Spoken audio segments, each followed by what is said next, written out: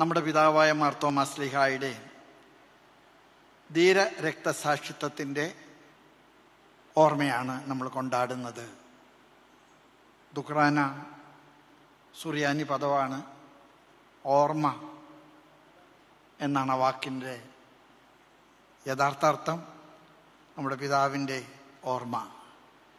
നമ്മുടെ പിതാവിനെ ബൈബിളിൽ 3 സ്ഥലങ്ങളിലേ കാണുന്നുള്ളൂ. അത് യോഹന്നാൻ്റെ സുവിശേഷത്തിലാണ് പ്രത്യേകമായിട്ട്. 3 തൻ്റേടിയായ, ധീരനായ, എക്സ്ട്രാ മൈൽ സഞ്ചരിക്കാൻ ചങ്കൂറ്റം കാണിക്കുന്ന ഒരു ശിഷ്യനാണ്. ബൈബിളിലെ നമ്മുടെ കർത്താവിൻ്റെ ക്രിസ്റ്റോളജി മുഴുവൻ ഒറ്റ പ്രഖ്യാപനത്തിലെ സഭയെ പഠിപ്പിച്ച ധീരനായ തോമാ ശ്ലീഹ, എൻ്റെ കർത്താവ്, എൻ്റെ ദൈവമേ. അതിൽ വിട്ട് ഒരു ക്രിസ്റ്റോളജി ഇല്ല. തോമാ ശ്ലീഹായുടെ ഏറ്റവും പ്രധാനപ്പെട്ട ഒരു ചങ്കൂറ്റം നിറഞ്ഞ പ്രഖ്യാപനമാണ്. കർത്താവ് ജെറൂസലേമിലേക്ക് പോകേണ്ട സന്ദർഭമായപ്പോൾ ശിഷ്യന്മാർ പറഞ്ഞു, ആകെ കുഴപ്പം പിടിച്ചൊരു സ്ഥലമാണ്, നിനക്ക് ഏറ്റവും കൂടുതൽ ശത്രുക്കളുള്ള സ്ഥലമാണ്.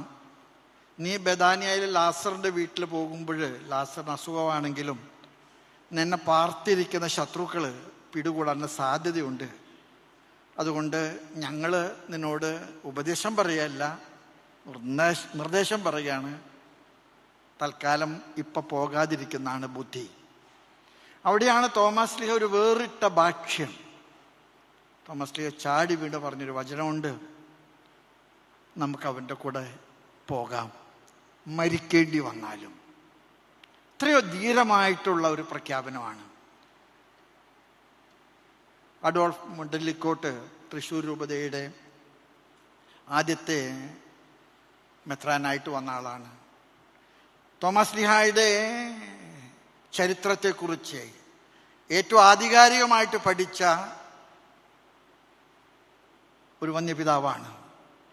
അദ്ദേഹം പറയുകയാണ്, മറ്റേത് ശിഷ്യന്മാരും സുവിശേഷം പ്രസംഗിച്ചതിനെക്കുറിച്ച് തെളിവുകൾ നമുക്കുണ്ടെങ്കിൽ ഏറ്റവും ആധികാരികമായിട്ടുള്ള തെളിവുകളുള്ള സുവിശേഷ പ്രഘോഷണം നടത്തിയിട്ടുള്ളത് തോമാ ശ്ലീഹായാണ്. തോമാ ശ്ലീഹായുടെ വലിയ വിശ്വാസം നമുക്ക് നൽകിയൊരു വലിയ പേരുണ്ട്. നമ്മൾ സത്യത്തിൽ ഇപ്പോൾ ഓർക്കുമ്പോൾ നമുക്ക് ഇത്തിരി കുറവ് തോന്നാൻ വേണ്ടി മാർഗവാസികളെന്നാണ് നമ്മളെ വിളിച്ചിരുന്നത്. മാർഗത്തെ കൂടെ ചരിക്കുന്ന വിശ്വാസം, മാർഗവാസികൾ. നമ്മുടെ കുഞ്ഞുങ്ങൾ തോമാ ശ്ലീഹായുടെ ചരിത്രം പാടുന്നതിന് നമ്മൾ വിളിക്കുന്ന പേര് മാർഗംകളി എന്നാണ്. മാർഗം തെറ്റാതെ സഞ്ചരിക്കാൻ ഈ ദുഖ്റാന തിരുനാൾ നമുക്ക് കാരണമാകട്ടെ. നമ്മുടെ സഭയ്ക്ക് വളരെയേറെ വളർച്ചകൾ തമ്പുരാൻ ഇടയാക്കിയ ഒരു ദുഖ്റാന പെരുന്നാളിലാണ് നമ്മൾ ഒന്നിച്ച് കൂടുന്നത്. ഞാനിവിടെ വളരെ സ്നേഹത്തോടും ഒരുപാട് കടപ്പാടോടും കൂടെ ഓർക്കുന്നത് ഭാഗ്യസ്മരണാർഹനായിട്ടുള്ള ഫ്രാൻസിസ് മാർപ്പാപ്പയാണ്. കേരളത്തിനപ്പുറത്തേക്ക് കടക്കാൻ, സുവിശേഷം പ്രസംഗിക്കാൻ നമുക്ക് അവകാശമില്ലാത്തൊരു കാലഘട്ടത്തിൽ നമുക്ക് ചില രൂപതകളൊക്കെ നോർത്തിൽ തന്ന് നമ്മളെ ഒരു വിധത്തിൽ മെരുക്കുന്ന ഒരു സാഹചര്യത്തിൽ ഫ്രാൻസിസ് മാർപ്പാപ്പ നടത്തിയ ഐതിഹാസികമായിട്ടുള്ള ഒരു ഇടപെടലുണ്ട്. 2017 ഒക്ടോബർ 9 ഇന്ത്യയിലെ മെത്രാന്മാർക്ക് അദ്ദേഹം അയച്ച കത്ത്, അത് നമ്മുടെ സഭയുടെ ഈ കാലഘട്ടത്തിലെ വളർച്ചയിലെ മഗ്ന കാർത്തയാണ്. ഷംഷാബാദ് സ്ഥാപിച്ചപ്പോൾ മാർപ്പാപ്പ പ്രയോഗിച്ചൊരു പ്രയോഗം എന്നെ അത്ഭുതപ്പെടുത്തിയിട്ടുണ്ട്. All the territories in India not yet included other dioceses are prescribed and ascribed to the eparchy of Shamshabad. എത്രയോ ധീരമായിട്ടുള്ള ഒരു ചുവടുവെപ്പാണ് നമുക്ക് ഓർമ്മിക്കാനുള്ളത്. ഇന്ന് നമുക്ക് കേരളത്തിൽ 13 രൂപതകളുണ്ട്. കേരളത്തിന് പുറത്ത്, ഇന്ത്യക്കകത്ത് 18 രൂപതകളുണ്ട്. നമുക്ക് 4 രൂപതകൾ ഇന്ത്യക്ക് പുറത്ത്, നമുക്ക് അമേരിക്കയിൽ, നമുക്ക് ഗ്രേറ്റ് ബ്രിട്ടനിൽ, നമുക്ക് കാനഡയിൽ, നമുക്ക് ഓസ്ട്രേലിയയിലെ ഒക്കെ രൂപതകളാണ്. നമ്മുടെ ജനം കയറിയെടുത്തൊക്കെ നമുക്ക് നമ്മുടെ സഭയുടെ ആധികാരികമായിട്ടുള്ള അജപാലന ശുശ്രൂഷകൾ നടത്താൻ നമുക്ക് അനുവാദം നൽകിയ പിതാക്കന്മാരെ, സഭയുടെ സിംഹാസനങ്ങൾ നന്ദിയോടുകൂടി ഞാൻ ഓർമ്മിക്കുന്നു. നമുക്ക് 2 അപ്പസ്റ്റോലിക് വിസിറ്റേഷൻ ഇൻ യൂറോപ്പ്, നമുക്കിന്ന് യൂറോപ്പിലെ മുഴുവൻ ഒരു വിധത്തിൽ സ്ഥിരമായിട്ടുള്ള ഒരു സംവിധാനം ഉണ്ടാകാനുള്ള ഒരു കൊടികയറ്റമാണ്. അതുപോലെ ഇപ്പോഴേ അടുത്ത് ഇരിഞ്ഞാലക്കുട രൂപതയിൽ നിന്നുള്ള പ്രിയങ്കനായിട്ടുള്ള ജോളി അച്ഛനെ ഗൾഫിൽ നമ്മൾ ചിതറിക്കിടക്കുന്ന ആളുകൾക്ക് വിസിറ്ററായിട്ട് പരിശുദ്ധ പിതാവ് നിയോഗിക്കാൻ കാണിച്ച ഒരു വലിയ എക്സ്ട്രാ മൈല് ഞാൻ ഇതെല്ലാം നന്ദിയോടുകൂടെ ഏറ്റുപറയുന്നു. നമുക്ക് 6 അതിരൂപതകളാണുള്ളത്. എറണാകുളം, അങ്കമാലി, ചങ്ങനാശ്ശേരി, തൃശ്ശൂർ, തലശ്ശേരി, ഉജ്ജയിൻ, ഫരീദാബാദ്, കല്യാൺ, ഷംഷാബാദ്. ഞാൻ മറക്കാതെ ഇഷ്ടത്തോടുകൂടെ ഓർമ്മിക്കാൻ ആഗ്രഹിക്കുന്നുണ്ട്. ക്നാനായ കമ്മ്യൂണിറ്റിക്ക് അതിരൂപതാ സ്ഥാനം കൊടുത്തുകൊണ്ട് നമ്മുടെ കൂടെ എന്നും ഒരു ലോഭവും കൂടാതെ ഔദാര്യത്തോടുകൂടെ നിന്ന ആ സമൂഹത്തിൻ്റെ വലിയ ഇഷ്ടവും വലിയ സംഭാവനകളും ഒരുപാട് കടപ്പാടോടുകൂടെ ഞാൻ ഈ തോമസ് ലീഹായുടെ തിരുനാൾ ആഘോഷിക്കുമ്പോൾ ഓർമ്മിക്കാനായിട്ട് ഇഷ്ടപ്പെടുന്നു. നമ്മുടെ സഭയുടെ സാധ്യതകളെക്കുറിച്ച് കൂടെ മാത്രമൊന്ന് പറഞ്ഞ് ഞാൻ നിർത്തുകയാണ്. പൗരസ്ത്യ സഭകളിലെ ആൾബലം കൊണ്ടും സംഘടിതമായിട്ടുള്ള സുവിശേഷ പ്രവർത്തനത്തിനുള്ള കഴിവ് കൊണ്ടും എല്ലാ ഓറിയന്റൽ സഭകളെക്കാളും മുന്നിലാണ് സീറോ മലബാർ സഭ. അത് നമുക്ക് അഭിമാനത്തോടുകൂടെ ഓർക്കേണ്ട ഒരു കാര്യമാണ്. നമ്മളെക്കാൾ കൂടുതൽ ജനങ്ങൾ ഉക്രൈനിയൻ സഭയ്ക്കുണ്ട് എന്നാണ് ഇതുവരെ നമ്മൾ കരുതിയിട്ടുള്ളത്. അതങ്ങനെയായിരുന്നു താനും. എന്നാൽ ഉക്രൈനിയൻ സഭയേക്കാൾ കടത്തി വലിയ നമ്പറിലല്ല, പക്ഷെ നമ്മൾ ഇന്ന് പൗരസ്ത്യ സഭകളിലെ സംഖ്യാബലത്തിലെ 1ാമത്തെ സഭയായിട്ട് തീർന്നിരിക്കുകയാണ്. ഞാൻ നേരത്തെ സൂചിപ്പിച്ചതുപോലെ 2017 ഒക്ടോബർ 9 പരിശുദ്ധ പിതാവ് ഫ്രാൻസിസ് മാർപ്പാപ്പ എഴുതിയ കത്ത് നമ്മുടെ സഭയെ സംബന്ധിച്ചിടത്തോളം ഒരു വലിയ മഗ്ന കർത്തയാണ്. നമുക്ക് എല്ലാ സ്ഥലത്തും സുവിശേഷ ശുശ്രൂഷ ചെയ്യുന്നതിനും അജപാലന ശുശ്രൂഷ ചെയ്യുന്നതിനും ലഭിച്ച എല്ലാ വലിയ അനുഗ്രഹങ്ങളുടെ മുമ്പിൽ നന്ദി ഞാൻ പറയുകയാണ്. ഈ വർഷം 2025 നമ്മൾ തുടങ്ങി 26 നമ്മൾ സാമുദായിക ശാക്തീകരണ വർഷമായിട്ടാണ് കൊണ്ടാടുന്നത്. ഞാൻ ഇത് കൊണ്ടാടുമ്പോൾ നിങ്ങൾ വിചാരിക്കും നമ്മുടെ ശക്തി ഇനി ഒന്നും കൂടെ ഉറപ്പിക്കാനാണെന്നുള്ള ഒരു ചിന്ത. ശരിയാണ്. പക്ഷെ നമ്മൾ മനസ്സിലാക്കേണ്ട ഒരു കാര്യമുണ്ട്. ഗവൺമെന്റിന്റെ പുതിയ സ്റ്റാറ്റിസ്റ്റിക്സ് ഡാറ്റാസ് പുറത്തു വരാനിരിക്കുന്നതേ ഉള്ളൂ. അങ്ങനെ പുറത്തു വരുന്ന സന്ദർഭത്തിൽ നമ്മുടെ സീറോ മലബാർ കമ്മ്യൂണിറ്റി ഒരു മൈക്രോ മൈനോറിറ്റി കമ്മ്യൂണിറ്റി ആയിട്ട് തീരുകയാണ്. ആൾബലം കുറയുന്നു, വർധനവില്ലാതാകുന്നു. കുറെ കാലങ്ങൾ കഴിഞ്ഞാൽ താഴോട്ട് പോകാൻ സാധ്യതയുള്ള ഒരു സമൂഹത്തിലേക്ക് നമ്മൾ ചേർക്കപ്പെടുന്ന ഒരു സ്ഥിതിയിലേക്ക് നമ്മൾ എത്തുന്നുണ്ട്. ഇത് നമ്മൾ വളരെ ഗൗരവമായിട്ട് ചിന്തിക്കേണ്ട ഒരു കാര്യമാണ്. നമുക്ക് എല്ലാ രൂപതകളും ഉണ്ട് എങ്കിൽ പോലും നമുക്കുള്ള ഒരു വലിയ ഒരു പ്രതിസന്ധി എന്ന് പറയുന്നത് എല്ലാ രൂപതക്കാരും അവരവരുടെ കാര്യങ്ങൾ സന്തോഷമായിട്ട് ഭംഗിയായിട്ട് നിർവഹിക്കുന്നുണ്ട്. ഒരിടത്തും ഒരു കുറവുമില്ല. പക്ഷെ നമുക്ക് ഒരു സഭയെന്ന നിലയിൽ കുറെ കൂടെ കണക്ടിവിറ്റിയും കുറെ കൂടെ കോർഡിനേഷനും ഇനിയും ഉണ്ടാകേണ്ടതുണ്ട്. അതിനുവേണ്ടി നമ്മൾ ഈ സമുദായ ശാക്തീകരണ വർഷത്തിൽ നമുക്ക് കൂടുതൽ പരിശ്രമിക്കാം.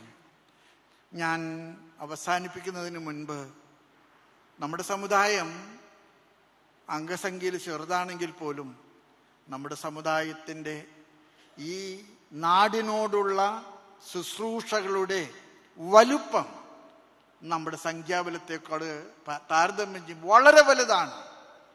ഞാൻ ചിലപ്പോഴൊക്കെ പറയാറുണ്ട്, നമ്മുടെ ശുശ്രൂഷകൾ തമസ്കരിക്കുന്ന ചില ഇടങ്ങൾ, ചില സന്ദർഭങ്ങളൊക്കെ വരുന്ന സമയത്ത് ഞാൻ പറയാറുണ്ട്, വിദ്യാഭ്യാസ മേഖലയിലെ നമ്മുടെ സമുദായം ചെയ്ത ശുശ്രൂഷകൾക്ക് എന്നും ഓർമ്മപ്പെടുത്തുന്ന ഒരു തിരുശേഷിപ്പിൻ്റെ പ്രയോഗമാണ് പള്ളിക്കൂടം.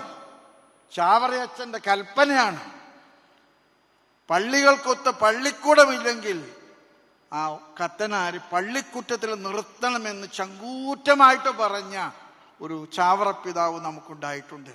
അദ്ദേഹം അന്ന് കാണിച്ച വലിയ ദൂരക്കാഴ്ചയാണ് നമ്മുടെ എല്ലാ പള്ളികളുടെ മുറ്റത്തും ഒരു പള്ളിക്കൂടം ഉണ്ടാകാനായിട്ട് കാരണമായത്.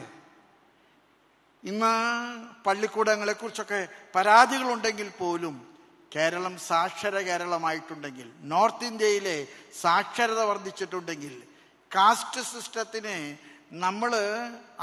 നമ്മൾ സമ്മർദ്ദം കൊണ്ട് കീഴടക്കിയിട്ടുണ്ട്, സമ്മർദ്ദം കൊണ്ട് പലയിടത്തും കീഴടക്കിയിട്ടുണ്ട്. ഞാൻ ചിലപ്പോഴും വിചാരിക്കാറുണ്ട്, ഞാൻ ഓൾ ഇന്ത്യയിൽ പോയപ്പോഴാണ് എനിക്ക് മനസ്സിലായത്, നമ്മുടെ ഈ നാട്ടിലെല്ലാവരും തമ്മിലുള്ള സമത്വം ഇല്ലാത്ത ഒരുപാട് സംസ്ഥാനങ്ങൾ ഈ നാട്ടിലുണ്ട്. പിന്നോക്ക ജാതിക്കാർക്ക് പുറത്തു വരാനോ തല കാണിക്കാനോ അവകാശമില്ലാത്ത ഭരണഘടനയിലെ അവകാശമുണ്ടെങ്കിലും അതിനനുവദിക്കാത്ത സാഹചര്യങ്ങളുള്ളിടത്ത് ഒരു സംഗതിയുണ്ട്. ഞാൻ പറയും, മിഷൻ പ്രവർത്തനങ്ങൾ പലപ്പോഴും എതിർക്കുന്നത് അവിടെ നടക്കുന്ന മാനസാന്തരങ്ങളുടെ കണക്ക് പേടിച്ചിട്ടല്ല, അവിടെ വരുന്ന സാംസ്കാരികമായ മാറ്റത്തിൽ സംഭവിക്കുന്ന അപകടങ്ങളെ മുന്നിൽ കണ്ടുകൊണ്ടാണ് പലപ്പോഴും നമ്മളെ ഈ രംഗത്ത് മാറ്റി നിർത്താൻ ആഗ്രഹിക്കുന്നത്. ഞാൻ ചിലപ്പോഴൊക്കെ മനസ്സുകൊണ്ട് പറയാറുണ്ട്, ആരും ഒരിക്കലും പരിഗണിക്കാത്ത ഒരു വിഭാഗത്തിൽപ്പെട്ട ഒരുപാട് ആളുകൾക്ക് അഭയം കൊടുത്ത ഒരു സഭയാണ് നമ്മുടേത്. ഞാൻ ഒരു ഉദാഹരണം പറയട്ടെ. മെന്റലി ചലഞ്ചഡ് ആയിട്ടുള്ള കുട്ടികൾക്ക് ആദ്യമായിട്ടൊരു വിദ്യാഭ്യാസ പ്രക്രിയയ്ക്ക് സാധ്യതയുണ്ടെന്ന് പറയാൻ സീറോ മലബാർ സഭയ്ക്കാണ് ചങ്കൂറ്റം ഉണ്ടായത്. ഇന്ന് മെന്റലി ചലഞ്ചഡ് ആയിട്ടുള്ള കുട്ടികൾക്കൊക്കെ അവർ മറ്റുള്ള കുട്ടികളെ പോലെ സ്കൂളിൽ പോകുന്ന ഒരു സംവിധാനം, അവർക്ക് ഹോസ്റ്റൽ സംവിധാനം, അതുപോലെ തന്നെ സ്ത്രീകൾക്ക് ആവശ്യമായിട്ടുള്ള അവകാശങ്ങൾ, വികസന പ്രവർത്തനങ്ങളിൽ നമ്മൾ നടത്തിയിട്ടുള്ള വലിയ മുൻകരുതലുകൾ. ഞാൻ ചിലപ്പോഴൊക്കെ പറയാറുണ്ട്, കാർഷിക വൃത്തിക്ക് സ്ഥലമില്ലാണ്ടപ്പോൾ നമ്മുടെ ജനം നടത്തിയ കുടിയേറ്റമുണ്ട്. അതാണ് മലബാർ കുടിയേറ്റം, അതാണ് ഇടുക്കിയിലെ കുടിയേറ്റം. ഇന്ന് 2 ജില്ലകളുണ്ടെങ്കിൽ ആ 2 ജില്ലകളിൽ നമ്മുടെ ശുശ്രൂഷകൾ വളരെ വളരെ കാര്യമാത്ര പ്രസക്തമാണെന്ന് പറയുന്നു. ഞാൻ അവസാനിപ്പിക്കുകയാണ്. ദൈവമായ കർത്താവ് ഇസ്രായേലിന് കൊടുത്ത 2 ഓർമ്മപ്പെടുത്തലുകൾ നമ്മുടെ സമുദായത്തെ ഓർമ്മപ്പെടുത്തിക്കൊണ്ട് തോമസ് ലീയുടെ പെരുന്നാൾ ദിനത്തിലെ നിങ്ങൾ വർദ്ധിക്കുക, നിങ്ങൾ ഭൂമിയെ കീഴടക്കുക. ഈ 2 കൽപ്പനകളും ഈ തോമസ് ലീയുടെ തിരുനാൾ കൊണ്ടാടുന്ന ഈ നല്ല ദിവസം നമുക്ക് സൂക്ഷിക്കാം. ഒരിക്കൽ കൂടെ ഞാൻ ഡേവിസ് എടക്കുളത്തൂർ സഹോദരൻ, തൃശ്ശൂർക്കാരനാണ്, ഗൾഫിലെ വലിയൊരു ബിസിനസ് മേഖലയുടെ ഉടമസ്ഥനാണ്. നമ്മുടെ സഭയുടെ എല്ലാ കാര്യങ്ങളിലും കണക്കറ്റ് ഔദാര്യമായിട്ട് സഭയ്ക്ക് സംഭാവന ചെയ്ത ഒരു വ്യക്തിത്വമാണ്. ഞാൻ സംഖ്യകളുടെ കണക്കൊന്നും പറയാൻ ആഗ്രഹിക്കുന്നില്ല. ഇന്ന് നമ്മുടെ സഭാസ്ഥാനത്ത് വന്നിട്ടുള്ള വലിയ മാറ്റങ്ങൾക്ക് പിറകിലെ അദ്ദേഹത്തിൻ്റെ ഹൃദയത്തിൻ്റെ ഔദാര്യവും അദ്ദേഹത്തിൻ്റെ സാമ്പത്തിക സ്രോതസ്സുകൾ നമുക്ക് വേണ്ടി നൽകാൻ കാണിച്ച ഔദാര്യവുമാണ്. ഞാനൊരിക്കൽ കൂടെ നമ്മുടെ ജനപ്രതിനിധികൾക്കും ഡേവിസ് എടക്കുളത്തൂരിനും എല്ലാവർക്കും സർവ്വനന്മകളും നേരുന്നു, സർവ്വദൈവാനുഗ്രഹങ്ങൾ പ്രാർത്ഥിക്കുന്നു. നിങ്ങൾ ഉള്ളപ്പോഴേ ഞങ്ങൾക്ക് ഉറപ്പുണ്ട്, നിങ്ങൾ ഊണിലും ഉറക്കത്തിലും നിങ്ങൾ പാർട്ടിയെക്കുറിച്ച് മാത്രമല്ല സമുദായത്തെക്കുറിച്ച് ഓർക്കുന്നവരാണ്. നിങ്ങൾക്ക് ഞങ്ങളുടെ പിന്തുണ അതിൻ്റെ പരമാവധി ഏതർത്ഥത്തിലാണോ നിങ്ങൾ ആഗ്രഹിക്കുന്നത് ആ അർത്ഥത്തിൽ നൽകാൻ ഞങ്ങൾ സന്നദ്ധരാണ്. ഇന്ന് ഈ ദിവസം വന്നു ചേർന്ന പ്രിയപ്പെട്ട എല്ലാ വൈദികരോടും പിതാക്കന്മാരോടും സന്യസ്തരോടും നമ്മുടെ സഭയോട് നിങ്ങൾ കാണിക്കുന്ന അടുപ്പത്തിനും ഇഷ്ടത്തിനും നമ്മുടെ സഭയെ വളർത്താൻ നിങ്ങൾ നൽകുന്ന വലിയ കൈത്താങ്ങലിനും ഒക്കെ നന്ദി പറഞ്ഞുകൊണ്ട് ദൂറാന തിരുനാളുടെ മംഗളങ്ങൾ ആശംസിച്ചുകൊണ്ട് ഞാൻ എൻ്റെ വാക്കുകൾ നിർത്തുന്നു. നന്ദി, നമസ്കാരം.